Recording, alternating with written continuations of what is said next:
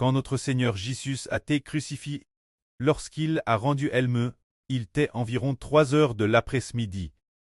Il a été crucifié partir de midi. Et il a d'expirer 3 heures. Ce moment-là, 3 heures, c'était DJ cool. Lorsque le Seigneur Christ a rendu l'me, un événement s'est produit. Quand le Seigneur a dit « tout est accompli », alors, il a rendu LME. Soudain, un tremblement de terre s'est produit. Après le tremblement de terre, le voile du temple s'est tiré en deux. Le voile du temple de Dieu. Le voile séparant le lieu saint du lieu terrestre saint. S'est tiré en deux de plus, cause du tremblement de terre. Les corps de nombreux tombeaux ont été secoués et exposés. Alors pourquoi Dieu a-t-il voulu, au moment de la crucifixion du Seigneur Christ, et de son dernier soupir, faire trembler la terre, puis tirer le voile du temple? Qu'est-ce que cela signifie? Cet événement dit au monde que Dieu était vraiment en colère contre les Juifs. Les frères et sœurs se demandent souvent, « Oh, les Juifs ne sont-ils pas le peuple élu de Dieu ?» Non.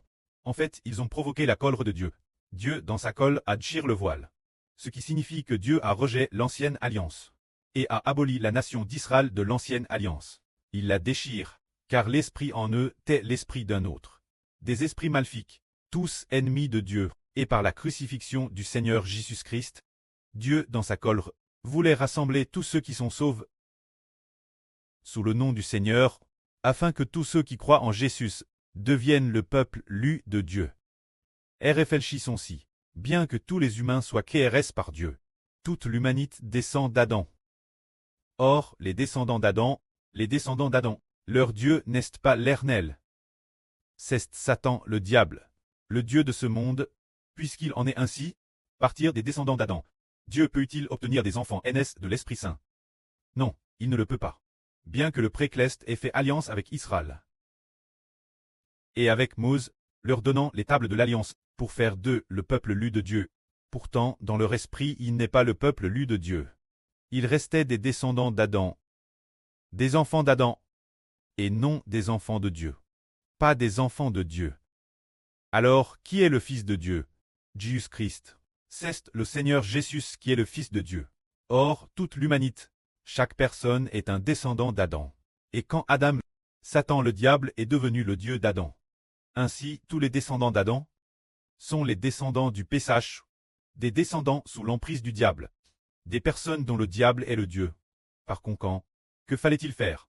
Le précleste a envoyé son propre fils venir dans le monde en tant qu'homme, pour accomplir l'œuvre de la rédemption, afin que l'homme ne soit plus un descendant d'Adam, mais qu'il soit racheté, pour devenir un descendant de Christ. Tous ceux qui deviennent des descendants de Jésus-Christ, ils sont ainsi rachetés, et ils recevront alors de Dieu une vie ne de l'Esprit Saint. C'est pourquoi après que le Seigneur Christ est venu dans le monde en tant qu'homme, tous ceux qui appartiennent au nom du Seigneur Jésus ne sont plus les descendants du diable, ne sont plus les descendants de Satan, ne sont plus les descendants d'Adam, mais les descendants de Dieu et du Christ.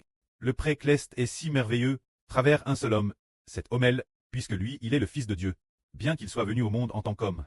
Son corps était humain, mais son esprit était pourtant le Fils de Dieu, et ne pouvait pas pécher. Ainsi, ceux qui sont rachetés par le Seigneur Christ, et qui appartiennent au nom du Seigneur Jésus, ont leur esprit racheté par Dieu, et deviennent tous NS de l'Esprit Saint. C'est pourquoi ils sont sauvés.